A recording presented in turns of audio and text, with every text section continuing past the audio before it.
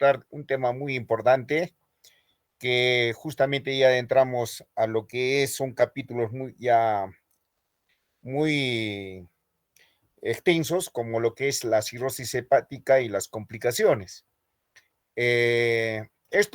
Generalmente vamos a tratar de hacer el día de hoy, mañana y pasado mañana todo lo que es cirrosis y las complicaciones también que ustedes tienen que saber y cómo manejar las diferentes complicaciones de la cirrosis hepática, así como la pancreatitis en todo lo que respecta al manejo justamente de estas diferentes patologías. Es muy importante que ustedes lo conozcan, porque cuando van a hacer su internado o de repente quizás van a hacer especialidades, tienen que tener bastante presente esta patología que es la cirrosis hepática. Bueno, comenzando, nosotros podemos definir que la cirrosis hepática en sí es la etapa final de la enfermedad hepática crónica, ¿no? Es decir, ya es una etapa irreversible, es decir, ya la etapa final de lo que es ya la enfermedad hepática, ¿ya? Es el estadio final. Histológicamente se caracteriza por presentar nódulos regenerativos rodeados por tejido fibroso. Miren, ya hay nódulos y también presencia de tejido fibroso. Entonces, por eso es la característica de la cirrosis hepática. La Organización Mundial de la Salud la clasifica en tres tipos: micronodular, macronodular y mixta. Entonces, eso es lo que tienen que ver ustedes y eso es pregunta de examen. Como avanzamos, nosotros tenemos que saber siempre lo que es más que todo lo que es la parte de epidemiología con respecto a lo que es la cirrosis hepática. Se estima que la cirrosis hepática se halla detrás de casi de 800,000 muertes anuales en todo el mundo. Miren, ya es un problema ya de salud pública, ¿no? Que miren, son 800,000 muertes anuales en todo el mundo. Generalmente en Europa y en Estados Unidos tiene una prevalencia de alrededor de 250 casos anuales por cada 100,000 personas. Es decir, es alto la prevalencia que tiene esta patología de la cirrosis hepática. Generalmente los varones son mayores que las mujeres, dice varones la prevalencia es 2 veces mayor que en las mujeres, y en España se estima una prevalencia de entre el 1 y el 2% de la población en general, mire, entre el 1 y el 2% de la población. Y es el más frecuente en varones que a partir de los 50 años.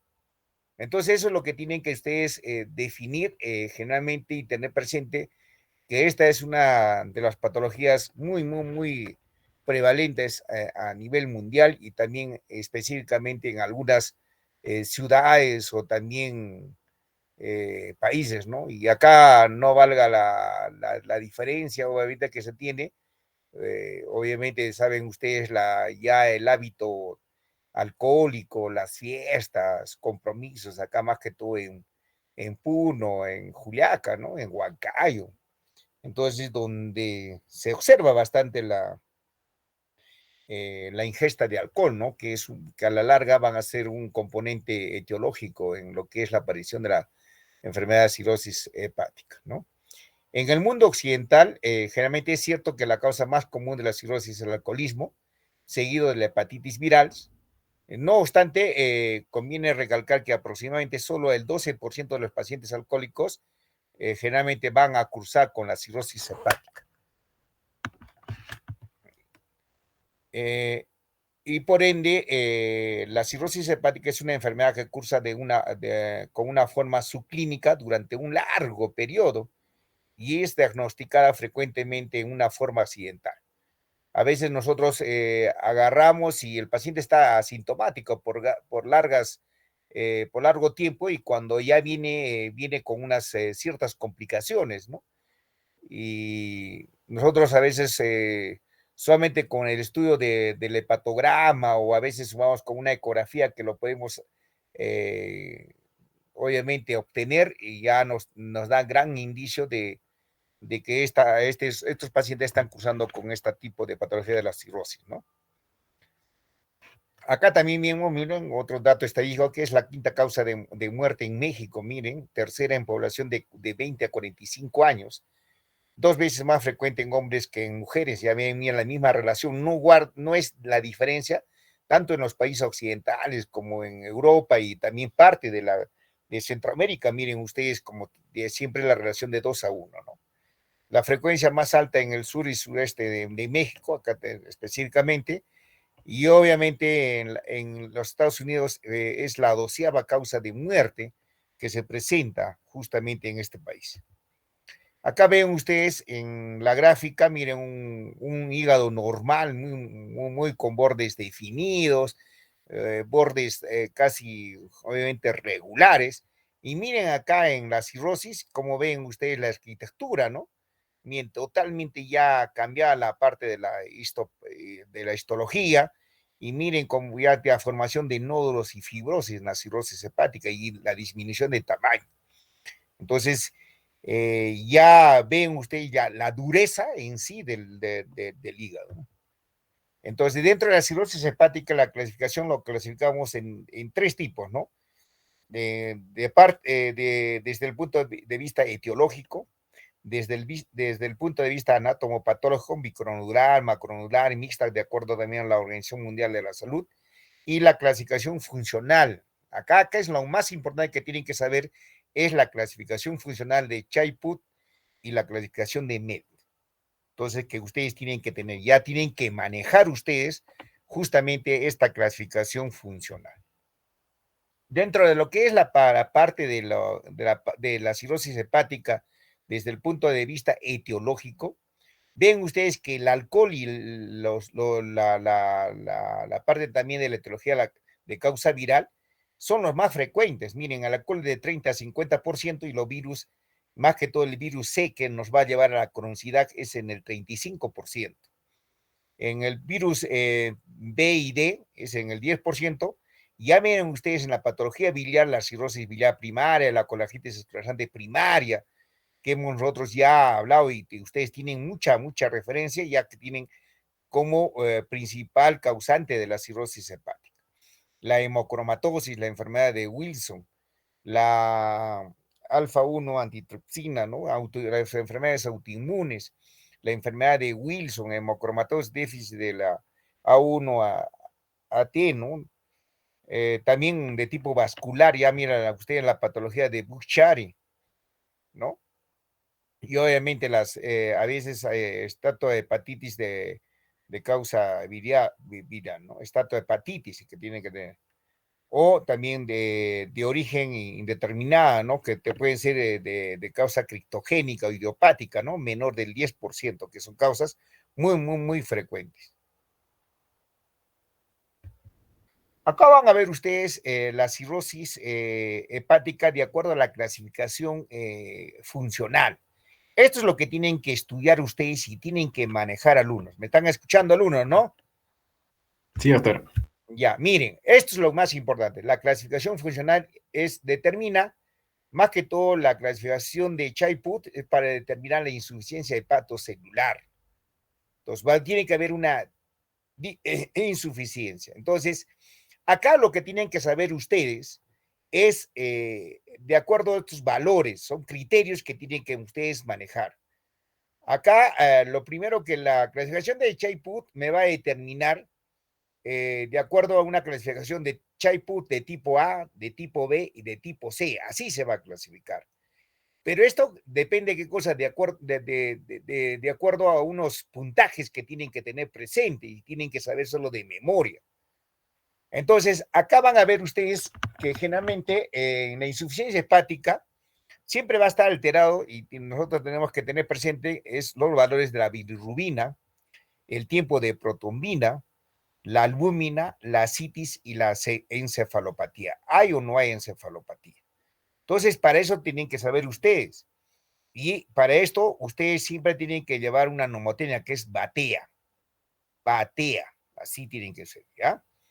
Entonces, van a ver ustedes que generalmente lo primero es la bilirrubina. La bilirrubina va a un puntaje de 1 hasta 3. Entonces, usted tiene que tomar, si es un puntaje 1, va a tener, son aquellos bilirrubinas menores de 1.5. Puntaje 2 son entre 1.5 a 3 y puntaje 3 son mayores de 3. Entonces, el tiempo de proteína mayor de 50, miren ustedes, acá van a ver en el puntaje 2 de 30 a 50 y obviamente puntaje 3 menos de 30. La albúmina, van a ver ustedes ya un valores mayor de 3.5, puntaje 2 ya son menores de 2.8 a 3 y obviamente puntaje 3 son aquellos que todos los valores son menores de 2.8, entonces ya tienen un puntaje de 3. Entonces, la citis también, miren ustedes, puntaje 1 cuando no haya citis, puntaje 2 cuando es leve y puntaje 3 cuando ya es grave o una citis a tensión, ¿no? Y la encefalopatía, por ejemplo, puntaje 1 cuando no hay encefalopatía, el paciente no está, y cuando puntaje 2 cuando la encefalopatía es de tipo 1, es de tipo 2, y la encefalopatía puede ser de puntaje 3 cuando la encefalopatía es de grado 3 o grado 4. Entonces, miren ustedes, tienen que saber esto y de acuerdo a esto, ustedes van a clasificar. Chai A va a un puntaje de 5 a 6 y Chai B va a un puntaje de 7 a 9 y Chai C va a un puntaje mayor de 10. Entonces, si ustedes tienen ya un Chai, generalmente Chai A o Chai B, hablamos de una cirrosis hepática compensada, ¿ya? Una cirrosis biliar compensada. Y una Chai C, ya hay Chai PUP 11, puntaje 11, puntaje 12, puntaje 13, puntaje 14, puntaje, sea, eso obviamente es un Chai C, ya es se puede decir una cirrosis hepática descompensada. Entonces, mal pronóstico, ¿ya? Entonces, van a ver a ustedes acá obviamente, en meses, una supervivencia hasta los 180 meses. Es decir, por ejemplo, ustedes van a ver generalmente el pronóstico, cómo va avanzando la enfermedad, de acuerdo también a esta clasificación de Chaipo. Entonces, mayor puntaje de Chaipo, peor pronóstico, ¿no? Entonces el paciente va, ¿qué cosa? Justamente a una etapa de la cronicidad y obviamente si sigue avanzando la enfermedad, va a conllevar a la muerte.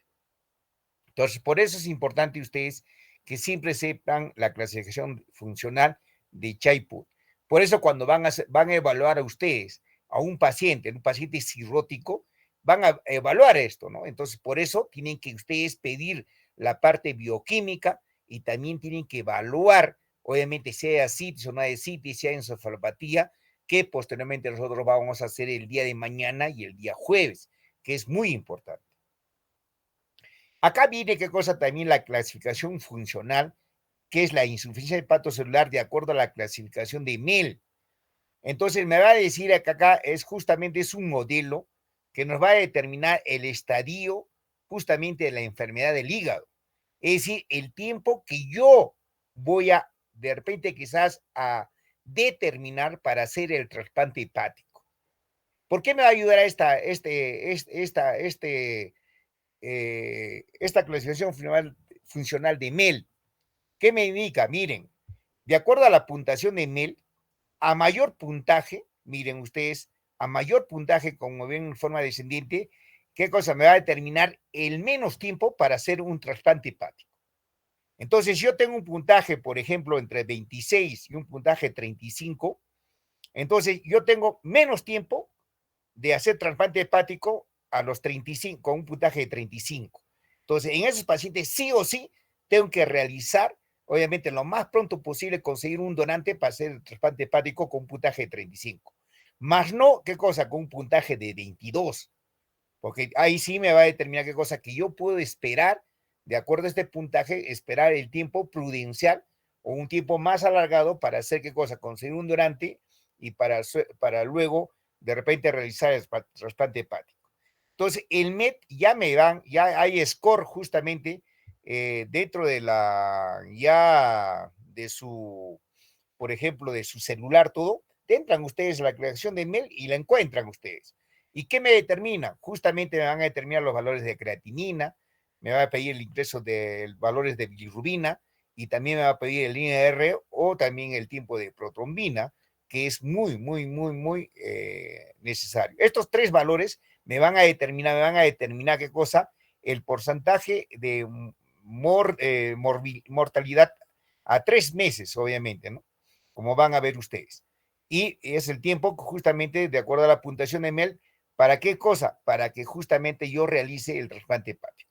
Entonces, a mayor puntaje que tengan ustedes, si yo tengo 38 hasta 41, entonces sí o sí tengo que realizar lo más pronto posible el trasplante hepático. Entonces, más no cuando tengo un puntaje de 7, 8, 9, que puedo esperar justamente para el trasplante hepático. Me están escuchando, ¿no es cierto? Por eso es importante, alumnos, que ustedes sepan. ¿Ya? ¿Me han entendido? Sí, doctor. Ya, entonces por eso es importante. Entonces ya sabemos qué es la clasificación de Mel y qué es la clasificación, por ejemplo, de Chaipu. Entonces, ahora vamos a ver la cirrosis hepática. ¿Cuáles son las consecuencias de la cirrosis hepática? El principal componente de la cirrosis hepática es la hipertensión portal. Ya tenemos qué cosa, un punto muy importante. Hipertensión portal es hablar también de cirrosis hepática. ¿Ya? Entonces, va a haber qué cosa, y también insuficiencia hepatocelular, y obviamente si esto va a mayor avance, mayor la cronicidad, vamos a tener resultado un hepatocarcinoma. Entonces, por eso es muy importante la enfermedad de la cirrosis hepática. Acá vamos a ver lo que es la patogénesis. Entonces, generalmente la cirrosis se desarrolla según el siguiente mecanismo patogénico, con independencia del agente etiológico, ¿no? Primero se produce una inflamación de la íntima, generalmente endotelial, seguida de éstasis, tanto en las venas centrales y en los sinusoides. A su vez, va a haber cambios que se extienden a las vénulas portales, se genera un cuadro de isquemia, acinar, justamente para esto, y obviamente va a haber alteraciones que conducen a la apoptosis, a la atrofia y a la hiperplasia nodular regenerativa y por último a una fibrosis. Entonces, así va justamente lo que es la patogénesis o la formación de la cirrosis hepática. La fisiopatología de la cirrosis hepática, el principal punto que nosotros tenemos que reconocer y saber es la hipertensión portal. Por eso siempre va a haber cirrosis, hipertensión portal. Acá tenemos qué cosa, hay bastantes teorías y una de las teorías más aceptadas es la teoría de la vasodilatación.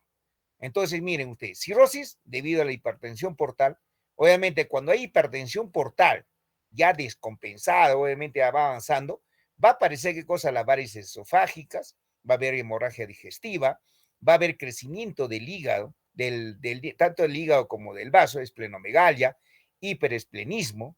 Obviamente, debido a esto, va a haber una vasodilatación esplácnica y va a haber qué cosa, cuando hay una vasodilatación esplánica va a haber una hipovolemia y por ende, obviamente, va a haber qué cosa, un aumento justamente del sistema nervioso sistémico, obviamente, el sistema renina-angiotensina y la aldosterona. Y por ende, justamente, debido a esta vasodilatación esplácnica, va a haber presencia, obviamente, de la citis, ¿no? Va a haber refractariedad justamente de la citis y va a haber, si hay, esta va a ser una citis refractaria, va a ser permanente, obviamente. Forma citis, le extraemos la citis, el líquido, otra vez se forma, otra vez le sacamos, otra vez se forma así. Esto a la larga es una citis refractaria. Entonces, si es una citis refractaria, la consecuencia que nos puede dar va a haber qué cosa, ya un síndrome hepatorrenal, que ya obviamente, generalmente el síndrome hepatorrenal es una falla renal, pero de tipo funcional, ¿no? De tipo funcional. Si hablamos de síndrome hepatorrenal, tiene que ser, el paciente tiene que ser cirrótico, no tiene que ser otra patología. Por eso es importante que ustedes sepan, y cuando hablamos de síndrome hepatorenal, obviamente hablamos de un paciente de cirrosis hepática. Cuando hablamos de un síndrome hepatopulmonar, también qué cosa es paciente cirrótico. Si no, no hablamos de esta entidad. ¿Me están escuchando? Entonces, lo que yo quiero que ustedes mencionen que el síndrome hepatorrenal que conozcan ustedes es una falla renal de tipo funcional, pero ¿qué cosa? En pacientes cirróticos. Y obviamente, ¿qué cosa? También va a haber una vasoconstricción periférica, va a haber retención de sodio, de agua, ¿no? Entonces, pues, y obviamente va a haber una disminución también del gasto cardíaco, etcétera, que tienen que saber ustedes. Acá ya, por ende, ¿qué cosa? Va a haber una hipertensión portal ya con una formación de circulación colateral. Entonces vamos a encontrar circulación colateral ¿dónde? Vamos a encontrar a nivel del estómago, a nivel también del hígado, ¿no? Y una de las manifestaciones que nosotros vamos a tener justamente por la hipertensión portal, justamente es la presencia de varices esofágicas, Vamos a encontrar también de circulación colateral a nivel de la piel, ¿no? Las arañas, ¿no? Las arañas vasculares, ¿no? O obviamente también tenemos qué cosa, justamente cuando ya hay mucha ascitis, presencia de ascitis, vamos a ver cabeza de medusa, ¿no? A nivel del ombligo. Vamos a ver también qué cosa, ya hay una descompensación, va a haber edemas en miembros inferiores, va a haber también ya va a haber alteración a nivel ya a nivel de recto, obviamente con la aparición de hemorroides, que también es presencia de una circulación colateral. Entonces, por eso es importante que ustedes sepan. Y obviamente que acá también tienen que haber ya conocer más lo que es la cirrosis hepática en el diagnóstico. Obviamente hay criterios anatómicos y criterios clínicos analíticos. Entonces, dentro de los criterios anatómicos, siempre tiene que tener dado por un diagnóstico de una biopsia hepática. Entonces, lo más importante es una biopsia hepática. Pero, ¿qué cosa hay también? Hacer una laparoscopía, una laparotomía exploratoria, se puede ayudar con una ecografía, una tomografía, una resonancia, o realizar qué cosa, una gastroscopía. ¿Por qué es importante la gastroscopía o la videoendoscopía? Porque generalmente cuando nosotros vamos a hacer una endoscopía, va a ser una visión directa. Obviamente vamos a identificar, ¿qué vamos a identificar lo primero? Vamos a identificar presencia de varices esofágicas. Y si hay varices esofágicas, ingresamos más y en el estómago, obviamente, vamos a encontrar qué cosa, una gastropatía hipertensiva portal. Entonces, la gastropatía hipertensiva portal, siempre van a ver ustedes un aspecto piel de serpiente, la piel guaito, lo van a ver en forma de parchados, ¿me entiendes? Y eso es justamente una patología de lo que es una gastropatía hipertensiva portal. Y obviamente va a haber presencia, ¿qué cosa también? Presencia de varices gástricas, ¿no? Entonces, por eso es importante que ustedes. Y entre los criterios clínico-analíticos, obviamente ya vamos a encontrar ya lo que es presencia de alteraciones, por ejemplo, de signos y síntomas. Obviamente, dentro de los signos, vamos a encontrar, miren, piel fina, menos tejido adiposo, ¿no? Debido también a una disminución de la masa muscular, va a haber, ¿qué cosa? Arañas vasculares, ¿no? Los spears, telangiectasias, eritema palmar, va a haber ictericia, lesiones por rascado, ¿no? Púrpuras, hematomas, leuconiquia, también va a aparecer, ¿qué cosa? En el abdomen van a ver, ¿qué cosa? Va a haber ascitis, va a haber estrías, va a haber edema de pared, va a haber circulación colateral, como ya hemos visto nosotros, ¿no? Hernias umbilicales, como hemos hablado. También va a haber, ¿qué cosa?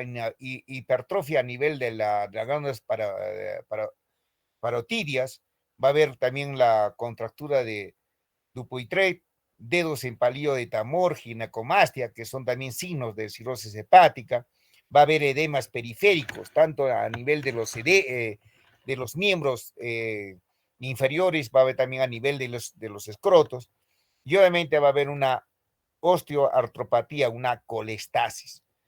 Justamente lo que tienen que saber y ustedes tienen que conocer y también valorar esto, justamente como lo están viendo, ¿no?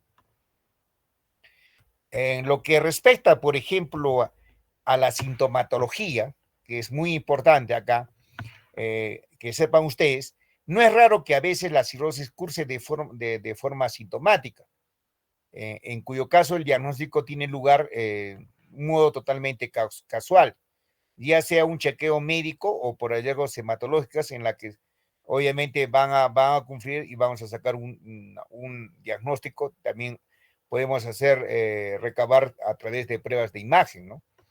Generalmente es habitual que la cirrosis curse con un periodo asintomático o también llamado oligosintomático, cuya duración es variable, ¿no? Y suele conocerse con una fase compensada, como hemos hablado anteriormente. Generalmente la cirrosis hepática es típica la aparición ya de dispepsia, astenia, hiperpirexia. En esta fase puede existir hipertensión portal y obviamente la aparición de varices esofágicas. Como ven ustedes acá, ¿no? Va a haber qué cosa, justamente la circulación colateral y va a haber formación a nivel del esófago, más que todo del tercio inferior, la aparición de varices esofágicas. También podemos hablar qué cosa, justamente cuando ya hablamos de hipertensión portal, va a condicionar una vasodilatación arterial a nivel del vaso y va a haber una disminución del volumen sanguíneo central, lo que va a conllevar a la activación de los sistemas vasoactivos endógenos, ¿no? Y cuya finalidad es restablecer, obviamente, una volemia efectiva. Entonces, por eso va a haber una activación del sistema vasoactivo, ¿no? Endógenos.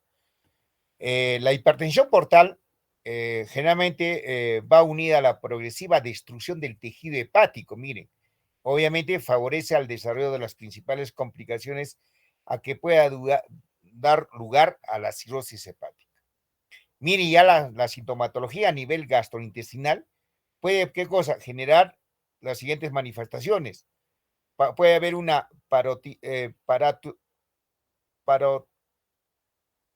es crecimiento de las parótidas, obviamente va a haber una diarrea intermitente, va a haber una hemorragia digestiva secundaria a las varices esofágicas, obviamente también va a haber una presencia de varices gástricas, etcétera, ¿no? Y obviamente la cirrosis también cursa con manifestaciones hematológicas. Acá yo lo que quiero que ustedes sepan, siempre el paciente cirrótico va a presentar anemia, siempre el paciente cirrótico va a presentar anemia. Y el tipo de anemia que va a presentar el paciente va a ser una anemia megaloblástica. Va a haber una anemia megaloblástica. Eso siempre tengan presente. Y también tengan presente, alumnos, que todo paciente con cirrosis hepática se considera un paciente infectado. ¿Ya? ¿Me están escuchando, alumnos? Sí, doctor. Entonces, todo paciente cirrótico es paciente infectado. ¿Por qué? Porque hemos dicho qué cosa. Tiene, uno, anemia. Y siempre que cosa un paciente cirrótico es un paciente desnutrido, bajo de defensas. Por eso es importante, ¿qué cosa? Que el paciente cuando venga, un paciente cirrótico, siempre tenemos que indicar, ¿qué cosa? Una antibiótico terapia profiláctica. Siempre.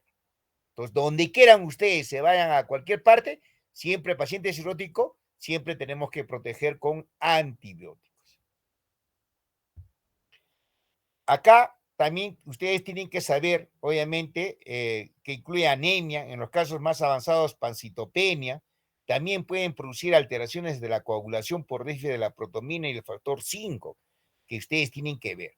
Acá, generalmente en los pacientes, como es una falla hepática, una cirrosis hepática, acá nosotros tenemos que proporcionar, ¿qué cosa? Vitamina K al paciente. Y sabemos nosotros qué factores son K dependientes y que se producen en el hígado, que son K dependientes, es el factor, ¿qué cosa? 2, el factor 7, el factor 9 y el factor 10. Por eso indicamos nosotros en pacientes cirróticos que tengan insuficiencia hepática, en esos pacientes indicamos la vitamina K. Ya estamos comenzando, ¿qué cosa? Dar un tratamiento, ¿qué cosa? A base justamente de las indicaciones que debe recibir un paciente cirrótico. A nivel renal, ¿qué va a presentar? La cirrosis origina un cuadro de hiperaldosteronismo secundario que frecuentemente origina el síndrome hepatorrenal, el cual aparece como complicación de la cirrosis, como hemos hablado ya, ¿no? Generalmente esta patología hepática también tiene manifestaciones endocrinas como la hipogonadismo, miren, hay atrofia testicular, va a haber dismenorrea, telangiectasias, va a haber qué cosa, un eritema palvar, ginecomastia y cambios en el vello pubiano. Entonces ya hay cambio, alteración en el vello pubiano. También la cirrosis puede cursar con manifestaciones pulmonares, incluyendo qué cosa, la hipertensión pulmonar primaria, puede haber qué cosa, hidrotórax hepático y síndrome hepatopulmonar, como hemos hablado nosotros. A nivel cardíaco, se ha comprobado la existencia de una cardiopatía que por sus propias características se conoce como cardiopatía propia del cirrótico. Entonces, acá vamos a hablar ya un término muy importante, una cardiopatía cirrótica, una cardiopatía cirrótica, siendo independientemente del agente que provoque la cirrosis. Entonces, por eso es importante que ustedes también vean la manifestación a nivel cardíaco. Y a nivel neurológico ya es posible encontrar alteraciones tales como la neuropatía periférica y también la encefalopatía hepática. Por eso ya ustedes van a ver que justamente cuando vamos a hablar de una encefalopatía hepática, hablamos de una alteración neurológica, pero ¿qué cosa? De un paciente cirrótico, de un paciente cirrótico. No podemos hablar de una encefalopatía hepática si no es causa de cirrosis. ¿Me entienden? Entonces tiene que ser un paciente cirrótico y hablamos qué cosa de una encefalopatía hepática.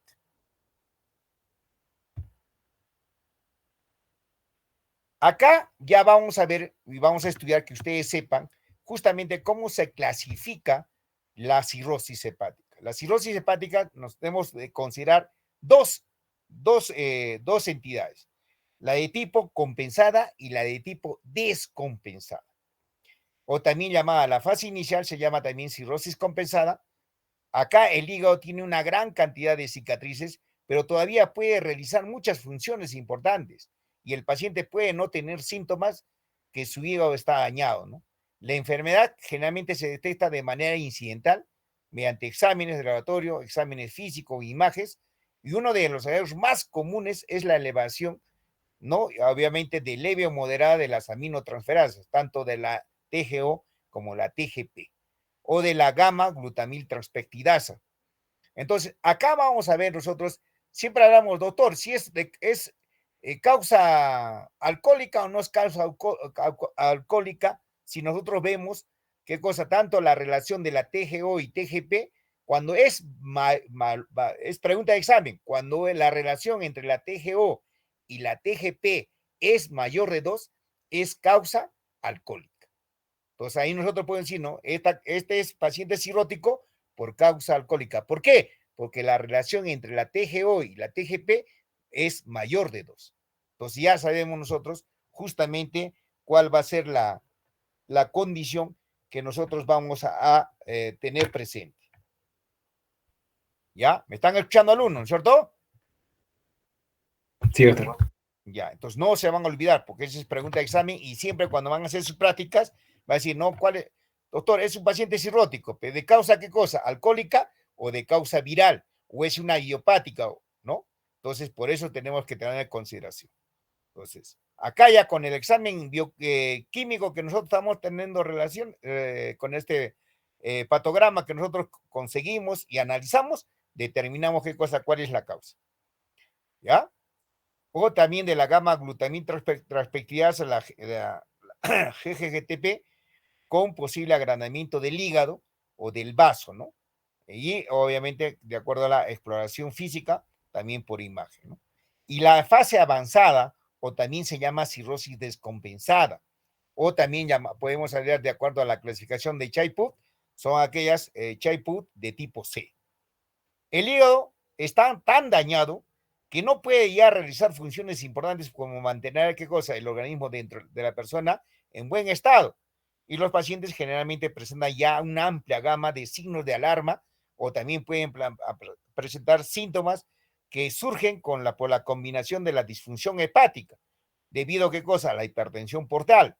Obviamente ya acá en esta etapa de la cirrosis descompensada va a aparecer qué cosa, las complicaciones clínicas frecuentes. Obviamente como hay ascitis debido a la acumulación de líquido en el abdomen, va a haber hemorragias varicosas, ¿no? Debido a la varices esofágica, insuficiencia renal, insuficiencia pulmonar, va a aparecer la encefalopatía hepática con un trastorno de la función cerebral que puede ser transitoria, ¿no? Los órganos más afectados generalmente son el aparato digestivo, el sistema circulatorio, tanto a nivel también del riñón, del cerebro, ¿no? ¿No? Entonces, esto generalmente va a conllevar, obviamente, obviamente la participación ya de muchos especialistas, tanto del gastroenterólogo, del médico internista, obviamente del negrólogo, obviamente del nefrólogo, ¿no? Obviamente del nutricionista. Y miren ustedes cómo va a ser ya el manejo del paciente cirrótico, ¿ya? Y obviamente también, qué cosa también del nutriólogo, ¿no? En pacientes más avanzados. Y acá lo que tienen, para que sepan ustedes, ya la cirrosis hepática con un signo ya de que más avanzado, que es la citis, ¿no? Que es el acúmulo de líquido en la cavidad peritoneal. Obviamente es una complicación del cirrótico grave, muy frecuente y precoz, ¿no? Miren acá, casi generalmente el 75% de los cirróticos ingresados presentaban esto. 40% supervivencia en 2 años, miren, la supervivencia en 2 años. Y obviamente precede complicaciones como la citis refractaria. Acá tenemos la peritonitis bacteriana espontánea y el síndrome hepatorrenal. Acá hablamos de la peritonitis bacteriana espontánea. ¿Qué es la peritonitis bacteriana espontánea? Es pregunta de examen. La peritonitis bacteriana espontánea es aquella infección del líquido acítico sin presencia o sin foco aparente de infección. ¿Me están escuchando? ¿Alumnos? Sí, doctor, lo estamos escuchando. Entonces, ¿qué es la peritonitis bacteriana espontánea? Entonces, es la infección del líquido acítico sin foco aparente de infección. Es decir, que acá generalmente se debe, ¿qué cosa? A la infección del líquido por la translocación bacteriana. ¿Ya? Debido a la translocación. Entonces, no hay un punto específico de infección, sino ¿qué cosa? Que es que nosotros normalmente en el paciente cirrótico, debido, ¿qué cosa? Al estreñimiento. Por eso que en el paciente cirrótico, cuando presenta encefalopatía hepática, ¿qué le damos? Le damos lactulosa. ¿Y la lactulosa qué nos permite? Nos permite, ¿qué cosa? Que primero evacúe las heces y que limpie, ¿qué cosa? Todo el tracto intestinal. Entonces, si el paciente está estreñido, ¿qué va a haber en el estreñimiento? Va a haber, ¿qué cosa? Proliferación, una sobrepoblación bacteriana. Y si hay una sobrepoblación bacteriana, ¿qué cosa va a haber? Mayor cantidad de bacterias. Y estas bacterias, que justamente por la translocación, es decir, por la pasada o es decir, de la luz del intestino, tranquilamente, ¿qué cosa? Va a migrar o va a pasar justamente al líquido acítico. Y por eso nos va a presentar, ¿qué cosa? Una peritonitis bacteriana espontánea. Entonces, la peritonitis bacteriana espontánea es aquella infección del líquido acítico sin presencia de un foco aparente de infección. Así se determina la peritonitis bacteriana espontánea. Y cuando hacemos nosotros justamente una revisión de lo que es ascitis intermitente, ascitis refractaria, ¿no? Entonces, nosotros vamos a saber, justamente vamos a determinar cuáles son los valores, cómo determinamos una peritonitis bacteriana espontánea. ¿De acuerdo a qué cosa? Los valores bioquímicos. Y acá ven ustedes, miren, acá, a nivel del ombligo, obviamente una cabeza de medusa, que también es un signo que frecuentemente observamos en un paciente cirrótico. Y acá van a ver ustedes, justamente en la citis, va a haber matidez cambiante y en los flancos, ¿no? Va a haber timpanismo central, signo de la oleada cítica, elevación del diafragma, va a haber edema de la pared. A esto se llama vientre en batracio, ¿no? Los grados pueden ser de grado 1, de grado 2 y de grado 3. Acá es lo más importante que ustedes van a ver en la citis. Generalmente el de grado 1 es menos de 3 litros, menos de 3 litros. De grado 2, entre 3 a 6 litros y de grado 3, mayor de 10 litros. Entonces, a esto de grado 3 también le sigue cosa, la citis a tinción. Ascitis, atención. ¿Y cuando hablamos ascitis, atención? Cuando el paciente tiene dificultad para respirar debido a qué cosa? Al aumento de la capacidad de líquido que hay en la ascitis. Entonces, ¿qué hacemos acá? Justamente una indicación, ¿qué cosa? Como ya tiene dificultad para expandir el pulmón, obviamente tenemos que sacar o realizar paracentesis. Acá hay dos tipos de paracentesis. Las paracentesis se puede decir evacuatorias y la paracentesis, por ejemplo, diagnóstica. Entonces, una paracentesis diagnóstica, le sacamos una mínima cantidad, ¿para qué cosa? Para estudios tanto bioquímicos, tanto para el gran, para el cultivo y también para determinar si este líquido acítico es de causa, ¿qué cosa? Puede ser de causa tuberculosa o de causa de repente quizás cirrótica. Entonces, cuando van a ver ustedes alumnos, y esta es pregunta de examen, métanselo a la cabeza, ¿cuáles son las causas de la ascitis? Entonces, en un paciente hay 5 causas que producen ascitis. Eso apréndenselo y anótenselo. La primera causa de ascitis es la que goza. Uno, cuando nosotros hablamos de TBC peritoneal. La otra causa es cuando el paciente es cirrótico. La tercera causa es cuando el paciente tenga un problema, por ejemplo, cardíaco, ¿no? Cuando tiene un problema cardíaco. La cuarta causa es cuando el paciente tenga un problema de pancreatitis aguda. Cuando hablamos de pancreatitis, también podemos hablar de ascitis. Si encontramos, dice, el paciente ha tenido antecedentes de pancreatitis y le hacemos una ecografía, obviamente, encontramos líquido en cavidad peritoneal y hablamos de ascitis. Entonces, ¿debido a qué? A la pancreatitis. Y la última causa que presenta ascitis es de causa neoplásica, ¿no? Es un paciente que venga por cáncer. Entonces, en esto, esta es justamente cuáles son las presencias, a qué se debe que usa la presencia de ascitis. Por eso nosotros siempre paciente que nosotros identificamos ascitis, tenemos que determinar cuál es la etiología, por qué motivo es la presencia de líquido en la cavidad peritoneal. Y para eso, ¿qué cosa nosotros hacemos? ¿Qué cosa? Justamente hacemos la paracentesis primero diagnóstica y luego hacemos la paracentesis evacuatoria. ¿Ya? Evacuatoria. Por eso es importante, alumnos. Ahora, puede también, ¿qué cosa? Aparecer edemas periféricos. Pueden haber, ¿qué cosa? Miren, de grado 1, de grado 2 y de grado 3 son los edemas. Entonces, edemas, ¿qué cosa? De primer grado, debajo de las rodillas. De segundo grado, hasta las rodillas. Y de tercer grado, hasta la raíz de los miembros y hasta el escroto. Entonces, ya tenemos, ¿qué cosa? Los edemas, ¿no? Puede haber, ¿qué cosa? Estigmas de hepatopatía crónica, como desnutrición, hernia umbilical, circulación colateral. Y obviamente esto, descartar siempre el hepatocarcinoma, generalmente el 20% de trombosis portal y atrofia hepática. Descartar también infección o diagnóstico diferencial de la paracentesis diagnóstica, como hemos dicho. Entonces hemos dicho qué cosa, que nosotros cuando retiramos el líquido acítico, hacemos 4 estudios, hasta 5 estudios, ¿no? Primero que hacemos, el estudio bioquímico, hacemos cultivo, hacemos qué cosa, el descarte de ADA, es para tuberculosis, obviamente hacemos qué cosa, el block cell. El block cell generalmente es un examen que se realiza justamente para determinar si hay presencia o no de células cancerígenas. Y generalmente estas células cancerígenas se determinan obviamente con una centrifugación de más de 1 litro de líquido acítico. Y eso obviamente demora de entre 4 o 5 días.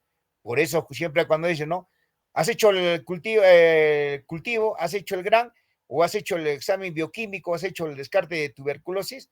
Entonces, en el líquido acítico, lo van a ver ustedes de que nosotros cuando encontramos una ADA mayor de 40, entonces determinamos que sí hay presencia de TBC enteroperitoneal. Entonces, hay causa, ¿qué cosa de esa ascitis? Es TBC. Entonces, por eso es importante. Ahora, menos de 40, 39, 40, no hablamos nada de lo que es TBC.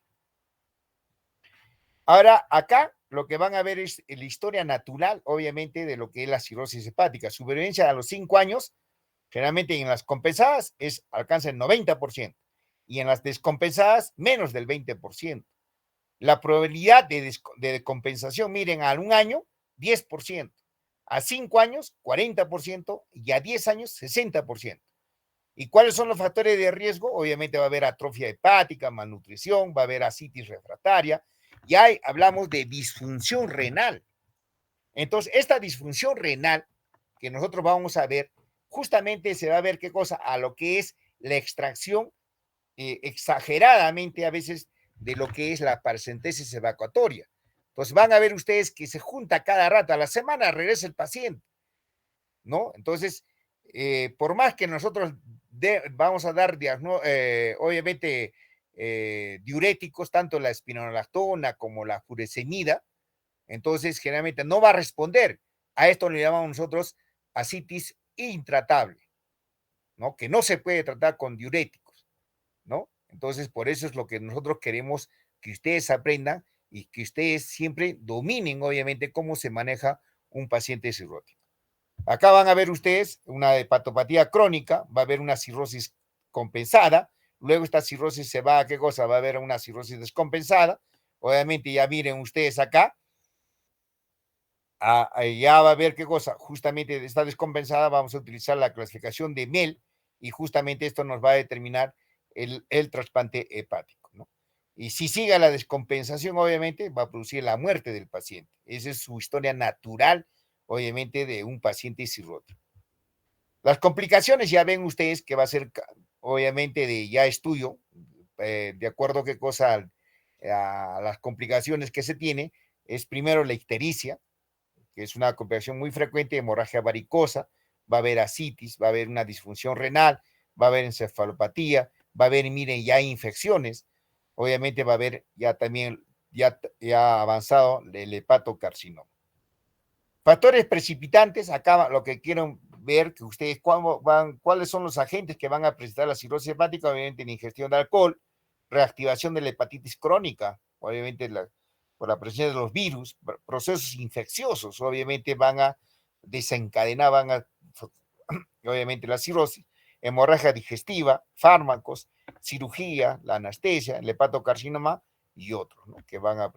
¿Cuáles son los indicadores de mal pronóstico para la cirrosis hepática?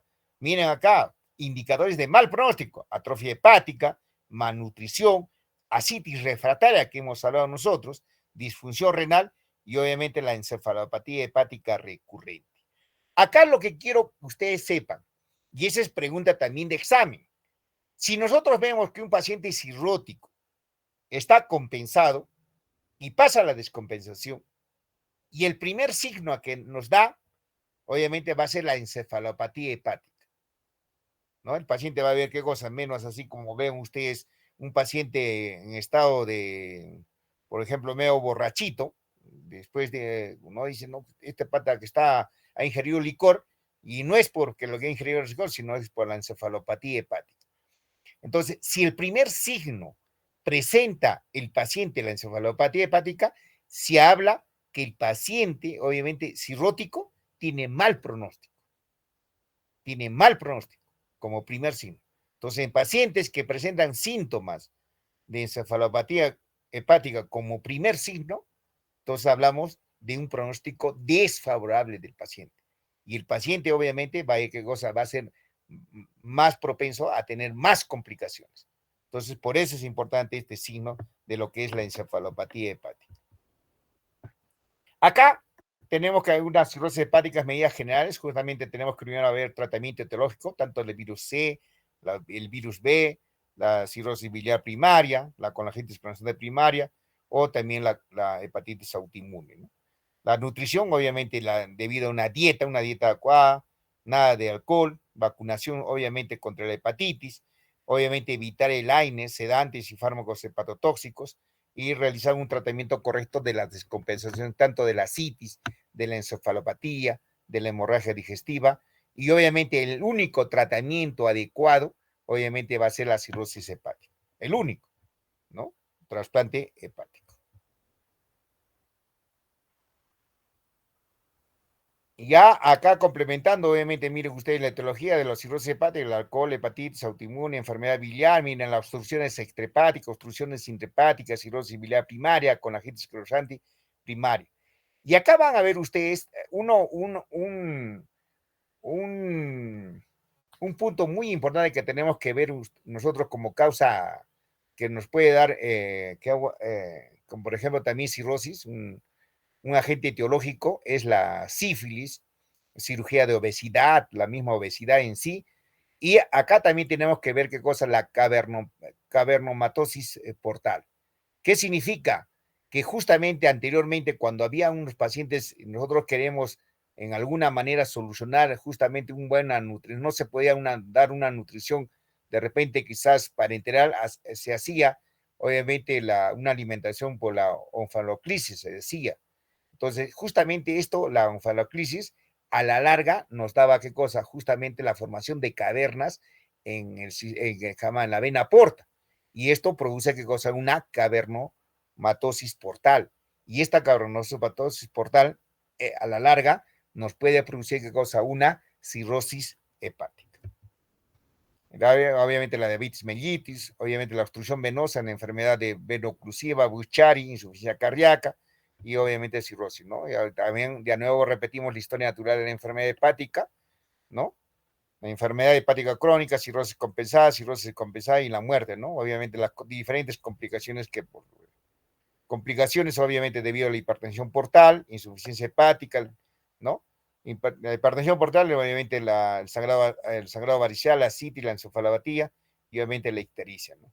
Y acá van a ver ustedes lo que es la clasificación de la enfermedad hepática crónica. Y acá es lo que yo quiero que ustedes sepan, los criterios, ¿no? Tanto histológico, clínico, síntomas, su etapa, ¿no? De acuerdo a qué cosa también al criterio hemodinámico, y tanto también del punto de vista como criterio biológico, ¿no? De la enfermedad hepática crónica. Acá van a ver ustedes que por qué es tan importante este criterio hemodinámico. Justamente acá vamos a ver el gradiente portal de las venas hepáticas, de las venas hepáticas. ¿Qué significa acá? Miren ustedes, este es el valor de milímetros en mercurio. Miren acá. Entonces, ¿por qué es importante cuando es mayor de 6? ¿Por qué es importante cuando el gradiente portal venoso de la vena hepática es mayor de 10? Cuando el gradiente portal es mayor de 12, es justamente por la aparición justamente de algunos criterios, ¿no? Por ejemplo, acá, miren, clínico, sin cirrosis, compensada, descompensada. Y acá van a ver ustedes acá, aparición o no aparición, justamente de qué cosa, de varices o no de varices. Miren, sin varices, cuando es, obviamente, mire, ¿no? Cuando es menos de 10, sin varices. Pero acá causa criterio de presencia ya de varices, mira, mayor de 10, miren ustedes, ¿ya? Ya cuando tenemos mayor de 12, ya hay presencia, ¿qué cosa? De ascitis, va a haber hemorragia por las varices y va a haber encefalopatía. Cuando tenemos, ¿qué cosa? Ya una gradiente de presión de las venas hepáticas mayor de 12. Entonces, acá por eso es importante esta gradiente, ¿no? Entonces, mayor de 5 no vamos a formar, ¿no? Dicen, no hay varios. Entonces, tampoco también hay una cirrosis, ¿qué cosa? Compensada. Entonces, de tipo histológico, van a ver ustedes si es F1, es F3, o si hay qué cosa. Miren ustedes, ya cuando nosotros vemos un F4, ya es un paciente cirrótico. Entonces, esto vamos a repetir después. Y cuando es biológico, obviamente, mira, va a haber primero, va a haber una fibrogénesis o una angiogénesis, va a haber qué cosa, aparición de fibrosis, ¿no? De acuerdo a la coloración, miren ustedes, amarillo, medio pardo, cuando ya miren ustedes medio café y café más intenso, ¿no? Cuando hay fibrosis grave y presencia de nódulos y cuando hay una fibrosis irreversible, de acuerdo a qué cosa, a esta clasificación de la enfermedad hepática. Por eso es importante qué cosa, los criterios. Entonces, pregunta de examen, siempre se la hace, ¿no? ¿Cuál es la clasificación de la enfermedad hepática crónica? Criterio histológico, clínico, síntomas, ¿no? Su etapa, pueden ser etapa 1, no hay etapa 1, etapa 2, etapa 3 y 4. ¿no? Eso es por lo que yo quiero que ustedes aprendan acá. Y acá, obviamente, los hallazgos, que tanto hematológicos, anemia, alteraciones en la coagulación, complicaciones endocrinas, feminización, hipogonadismo, alteración en el metabolismo de la glucosa, etcétera, ¿no? También siguen las complicaciones pulmonares, disnea, síndrome hepatopulmonar, hipertensión pulmonar, complicaciones cardíacas, miren, ya presencia de litiasis, va a haber úlceras pépticas, miren, 10 a 15%, y obviamente carcinoma hepato, hepatobiliar. Histológicos, obviamente, hallazgos clínicos si vienen la cirrosis, estudios no invasivos, podemos hacer ante imagen. Acá vamos a hablar ya, obviamente, de la elastografía y marcadores séricos, ¿no? Directos, indirectos, que vamos a ver nosotros. ¿En quiénes sospechar cirrosis, no? Hallazgos clínicos, por ejemplo, si el hígado está normal, es pequeño o aumentado de tamaño, si hay esplenomegalia en un 20 a 60% de los casos, si hay telangiectasias, eritema palmar, leuconiquia, hipocratismo digital. Acá también vamos a ver acá justamente la contractura de Dupuytren, circulación colateral, obviamente va a haber un fetor hepaticus, obviamente encefalopatía, citis, ictericia, etcétera, ¿no? Y acá en los laboratorios, obviamente datos de laboratorio de transaminasas anormales, tanto miren, acá viene a STH mayor que la ALT, es decir, la TGO con la TGP, la gamma glutamina respectivas, la fosfatasa alcalina elevada generalmente en el 70%, va a haber una hipoalbuminomia, obviamente con las globulinas elevadas, acá va a haber una disociación entre la albúmina y la globulina. Normalmente, obviamente la albúmina es aquella que me va a determinar el estado nutricional y el tiempo de vida media de la albúmina es 21 días. Entonces, en estos pacientes cirróticos, a veces por la descompensación, entonces estamos indicando, obviamente vamos a dar, justamente por la hipoalbuminemia que presenta el paciente, obviamente vamos a dar qué cosa, aportes de albúmina. Y generalmente vienen en frascos, ampollas la albúmina, ¿no? Al 20%. Y generalmente cuesta alrededor, cada ampolla cuesta alrededor de 250 soles, hasta 350 soles. Entonces indicamos cada 8 horas, cada 6 horas, ya se pueden imaginar el costo que va a ocasionar justamente el tratamiento solamente con albúmina en pacientes cirróticos. Entonces, si en un paciente normal, siempre la albúmina es mayor que que el valor de la globulina. Pero en los pacientes cirróticos hay una disociación, entonces hay una elevación de las globulinas y una disminución de la albúmina. Entonces, es una relación que generalmente lo vamos a ver en un paciente cirrótico. Y obviamente va a haber una alteración, obviamente, en las pruebas de coagulación. Entonces, el INR va a estar aumentado, ¿no? ¿Y qué tenemos que hacer? Corregir justamente con la vitamina K. Acá vamos a ver por qué nos va a ayudar qué cosa el ultrasonido, ¿no?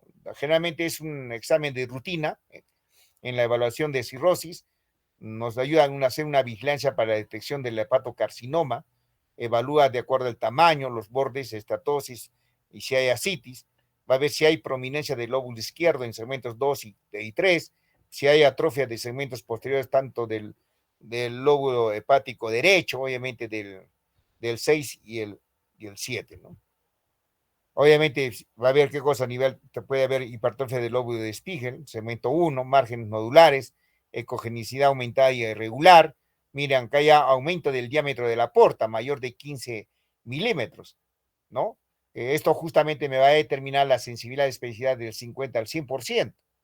No va a haber presencia de venas colaterales, también coronarias, umbilical, periumbilical y esplenorrenales. Va a ver qué cosa, una esplenomegalia también justamente con este examen nos va a determinar alguna vesícula grande con pared engrosada y generalmente presencia de delitos entre alrededor del 20 al 30%, ¿no? Y la tomografía nos ayuda a qué cosa, no es de rutina, pero excepto entre la sospecha de un hepatocarcinoma. Entonces, acá lo que quiero ver que ustedes ya vamos a hacer un tema muy aparte que es lo que es el hepatocarcinoma, el gol estándar que me va a definir, obviamente, si es un hepatocarcinoma o no es un hepatocarcinoma, es la tomografía, ¿no? Y la tomografía me va a ayudar bastante y me va a definir, obviamente, justamente si es un hepatocarcinoma. Entonces, acá nosotros, si nosotros ya avanzando así para el tema posterior, para determinar un diagnóstico de un hepatocarcinoma, nosotros solicitamos, ¿qué cosa? Una TEN trifásica, una TEN trifásica.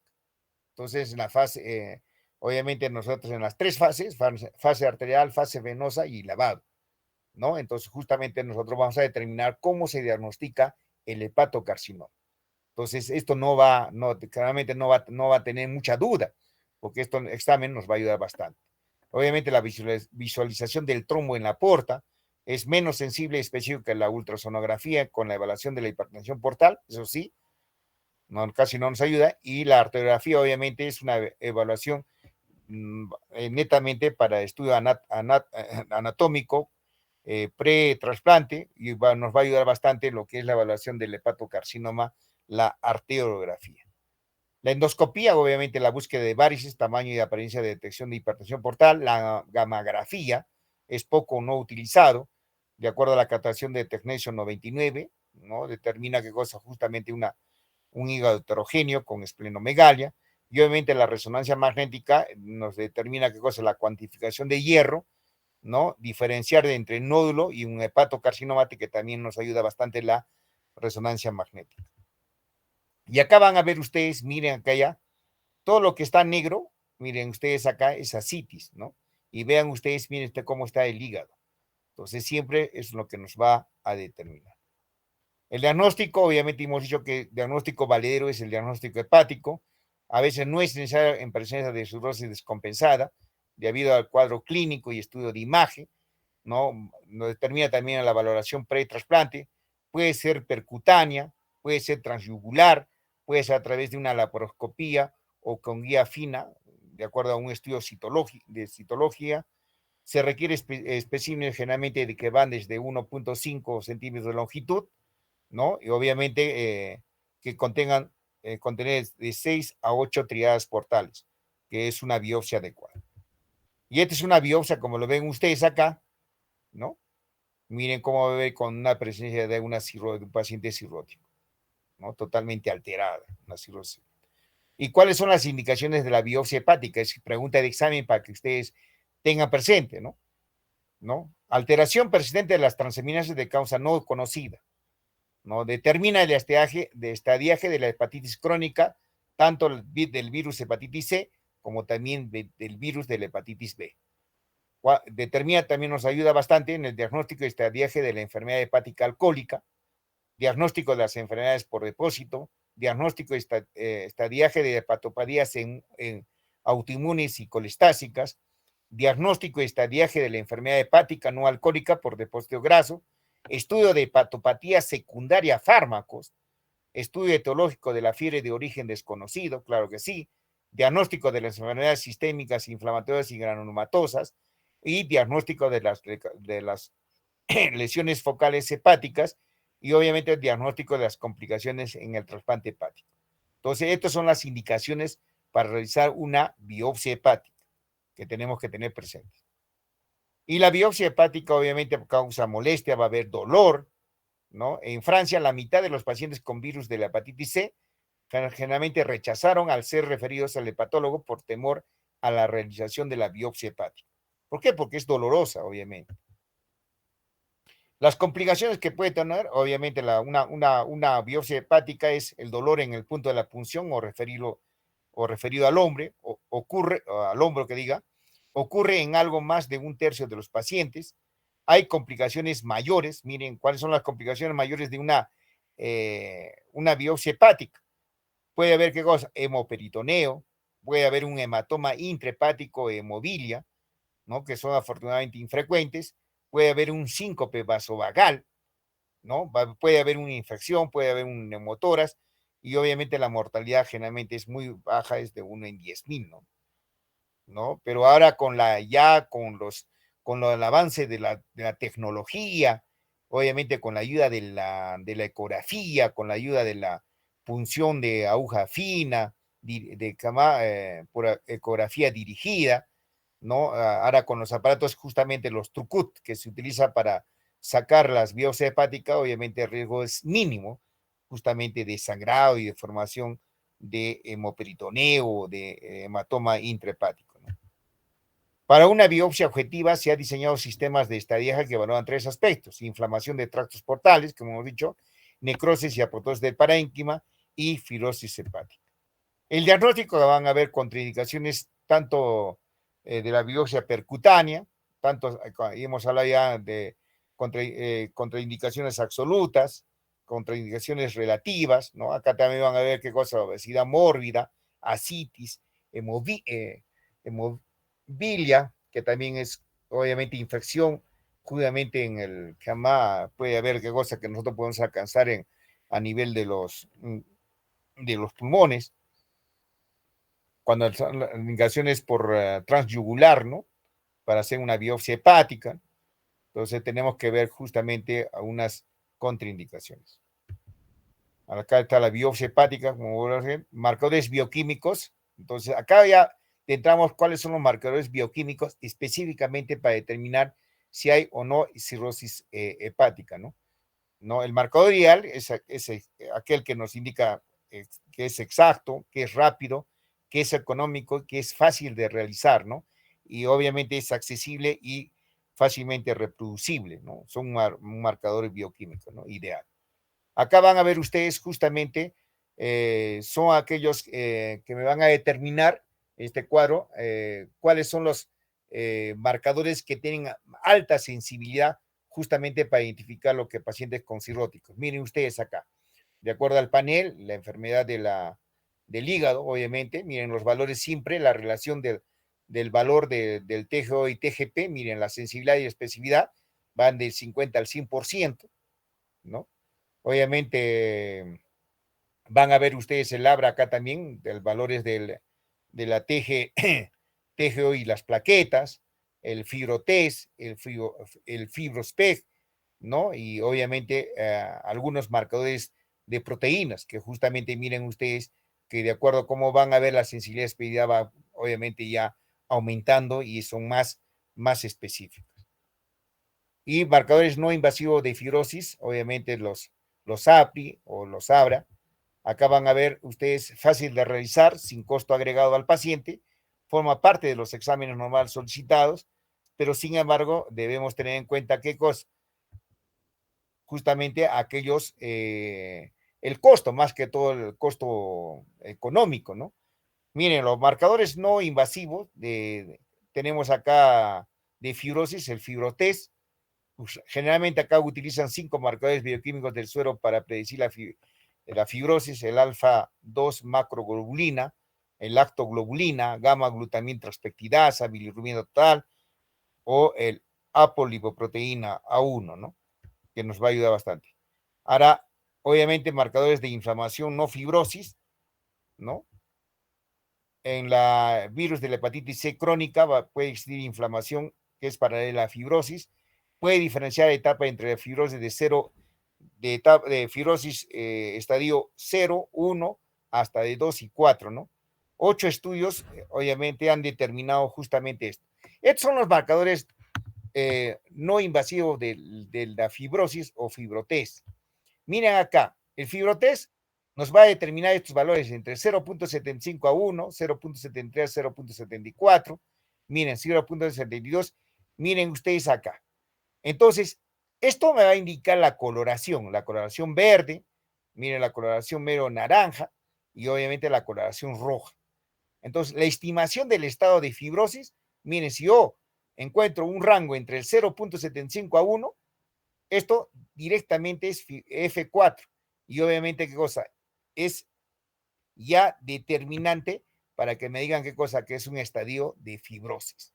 Ya hay presencia de una fibrosis marcada, obviamente tiene ya justamente, ya se puede decir, cierta similitud con la cirrosis hepática, ¿no? De 0, miren ustedes acá, perdón, acá miren 0, de 0 a 1, F1, F2, F2, F3, miren cómo están los rangos de fibrotest. También el ACTI-test, acá van a determinar obviamente estimación del grado de la actividad, ¿no? Los rangos de 0,64 a 1 a 3, del rango de 0,61 a 0,63 de A2 a A3, ¿no? Entonces, esto me determina que tanto el fibrotest como el ACTI-test, ¿no? Que eso ayuda bastante a lo que es marcadores no invasivos de fibrosis. Acá van a ver también otros marcadores no invasivos de fibrotest, ¿no? F1 sin fibrosis, F1 fibrosis portal, F2 pocos sectos, F3 muchos sectos y F4 cirrosis. También de acuerdo a qué cosa, a la coloración que ustedes vean en el fibrotest. Es fácil el manejo y es fácil, pero es el costo a veces que a veces no nos ayuda. Acá tengan ustedes valores, obviamente, entre 0.00 a 0.100% de valor predictivo, miren, para fibrosis negativa mayor de F2, ¿no? Valores de 0.6 a 1, va al 90% de valores predictivos positivos para fibrosis ya significativa. Entonces, eso nos indica justamente para hacer, ¿qué cosa? Un diagnóstico más, se puede decir, más exacto con el fibrotest. Estudios de imagen, ¿no? Pobre sensibilidad para etapas tempranas de fibrosis, tiene alta especificidad en etapas avanzadas de cirrosis mediante los hallazgos hepáticos o datos de hipertensión portal. Acá tienen ustedes en este cuadro técnicas radiológicas, ¿no? Desde ya estudios de Jordi, desde 1986 hasta, por ejemplo, 1997, ya los índices ya compuestos, ¿no? Sensibilidad, especificidad y exactitud, que nos ayuda bastante, ¿no? La circulación colateral, diámetro del vaso, hepatomegalia, obviamente relación del lóbulo derecho con el izquierdo, ¿no? Hipertrofia del caudado, etcétera, que son signos que nos ayudan, obviamente, para ya determinar si hay o no hay presencia de cirrosis hepática. Estudios de imagen, obviamente también hablamos ya no de fibrostest, sino de la elastografía mediante la resonancia magnética, que es una medición de coeficiente de difusión. Esto es influenciado generalmente por la hidratación y el estado metabólico del hígado y muestra una reducción en el hígado cirrótico. Tiene una sensibilidad del 86% y una especificidad del 85%. Y hay pocos estudios, ¿no?, que se han realizado. Y generalmente es debido al costo y al tiempo también, ¿no? Esta es la resonancia magnética, miren ustedes, ¿no? Justamente en pacientes cirróticos. Y esta es la resonancia magnética, obviamente, es para determinar obviamente un hígado, obviamente fuerte, ¿no? Debido también a la coloración que se presenta acá, ¿no? De 0 hasta 8, ¿no? Y miren ustedes que tiene, ¿qué cosa? Mayor, obviamente, de fibrosis cuando es el color rojo, ¿no? Y este es el FibroScan, ¿no? Que es lo último que estamos utilizando. El FibroScan generalmente utiliza la elastografía transitoria, es una elastografía transitoria que generalmente fue probada en pacientes con aquellos pacientes con virus de la hepatitis C crónica, ¿no? Que puede diferenciar etapas de fibrosis de 3 a 4 de las etapas de 0 a 2, ¿no? Su certeza diagnóstica es razonable en los pacientes con un NALF, es decir, con un estato de hepatitis no alcohólica, ¿no? Valor de corte entre 0.7 kilopascal, que generalmente nosotros utilizamos para el FibroScan. El FibroScan es esto, ¿no? Obviamente, miren ustedes acá, nosotros hacemos con un traductor, ¿no? Pasamos ondas, obviamente ondas sonoras, y justamente miren ustedes, generalmente a una distancia de 2.5 centímetros del hígado, ¿no? Vamos a explorar con una penetrancia generalmente de 6.5 centímetros, ¿no? De profundidad, y obviamente, ¿qué cosa? Nos van a determinar acá justamente si hay o no hay presencia de fibrosis. Y obviamente, mira, el FibroScan también nos va a determinar con los colores acá, ¿no? Verde, verde más claro, ¿no? Naranja y obviamente café, café más oscuro. Entonces, esto nos va a determinar la penetrancia. Entonces, esto generalmente van a ver ustedes justamente si hay o no hay, justamente con la presencia del FibroScan, del FibroTest o del FibroScan y FibroTest conjuntamente, que nos van a dar valores más exactos para determinar, obviamente, si es una F0 o una F3. Nos va a ayudar bastante en la determinación que nos va a hacer la elastografía. hemos dicho nosotros que justamente hasta donde alcance las ondas, no, obviamente, y no hay se puede decir, va avanzando, pero encuentra un muro, ¿no? La onda se altera, ¿no? Se desvía y obviamente nosotros podemos determinar, obviamente, justamente el stop, es decir, hasta dónde es justamente la dureza que llama del tejido del hígado, ¿no? A más dureza, obviamente, mayor dispersión de la zona. Entonces, eso no es que más y es fácil, cualquiera lo puede realizar, ¿no? ¿No? Entonces, acá vamos a ver de las biopsias, o sea, marcadores séricos, y cuáles las conclusiones que podemos determinar, ¿no? De acuerdo a todos los exámenes que hemos hecho, ¿no? Se debe descartar también que obviamente la biopsia hepática no es un estándar de referencia perfecto y su inexactitud puede ser responsable de la imperfección diagnóstica de métodos no invasivos cuando se intenta validar a través de estudios transversales. Obviamente, las pequeñas diferencias de un AURUS no indican necesariamente que un modelo no invasivo tenga un rendimiento inferior a los demás modelos. Pero entre todos los exámenes, de los exámenes para determinar, obviamente, cirrosis y fibrosis hepática, obviamente, entre los exámenes no invasivos e invasivos, siempre a la larga, el mejor va a ser siempre la biopsia hepática, pero obviamente teniendo ciertas consideraciones. ¿No? Los rendimientos de estos métodos no invasivos en la última instancia deben ser comparados y evaluados mediante estudios de seguimiento longitudinal a largo plazo en base a los desenlaces clínicos relacionados con la fibrosis hepática, tales como la descompensación hepática, aparición del carcinoma hepatocelular o muerte de la causa hepática. Siempre el pronóstico de la cirrosis hepática después de una descompensación, la sobrevida, generalmente es de 21% a 5 años. La escala de Charcot es utilizada desde 1964 y es muy buena. Tiene la desventaja de utilizar generalmente dos variables sugestivas de la encefalopatía y la citis y tienen obviamente, discriminación para la gravedad. Ahí está la clasificación de Charcot, obviamente con todo lo que hemos mencionado. Clasificación de Chai, ¿no? ¿De acuerdo? Y obviamente, miren, del MEF en USA, mayores de 18,000 pacientes con cirrosis en la lista de espera. Miren, mayor de 18,000 pacientes con cirrosis en lista de espera para trasplante. Solo 5,000, generalmente, órganos han sido donados, ¿no? Por eso surge el MEL, que es una ecuación matemática, como hemos dicho nosotros, y generalmente teniendo esta consideración, acá en el Perú, por ejemplo, se tiene que el único hospital que realiza con éxito y tanto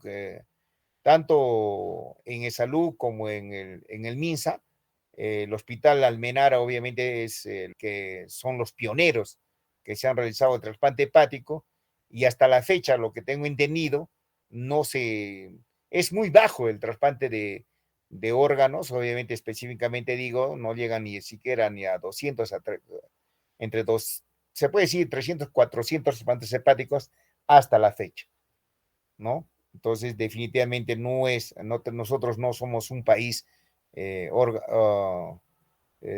con una cultura, obviamente, de donar órganos, no es muy escaso, obviamente esperemos de repente quizás con el cambio a veces de la misma cultura podemos de repente quizás alcanzar, por ejemplo, con éxito, mayor número de trasplantes, tanto hepáticos, órganos también de riñón, obviamente de otros órganos, ¿no? No, obviamente la citis persistente hemos dicho, y obviamente vamos a hacer tema de otro día, justamente para que ustedes manejen adecuadamente. Y este es el nuevo paradigma y futuro en el tratamiento de la cirrosis, que generalmente es mejor prevenir que tratar las complicaciones, ¿no? ¿No? Acá vamos a hablar de los beta bloqueadores, del uso de las estatinas, obviamente las terapias futuras que podemos, obviamente también de anticoagulantes, antibióticos, probióticos, miren, terapia específica tanto para el virus de la hepatitis B, para el virus de la hepatitis C, obviamente cambios en el estilo de vida, ¿no? Acá van a ver ustedes en beta bloqueadores utilizamos generalmente el propanolol, ¿no? El propanolol lo utilizamos justamente para ver disminuir la frecuencia cardíaca, y si nosotros disminuimos la frecuencia cardíaca, obviamente vamos a disminuir obviamente el riesgo de sangrado.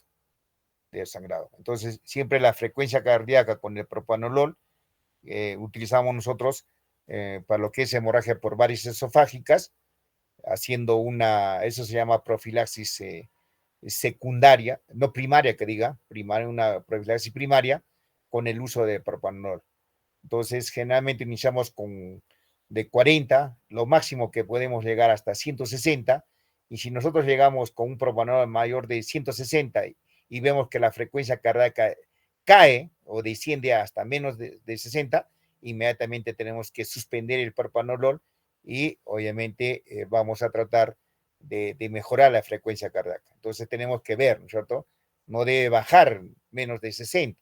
Si llegan 50, 50, 40, 45, obviamente tenemos que suspender el beta, el propanolol.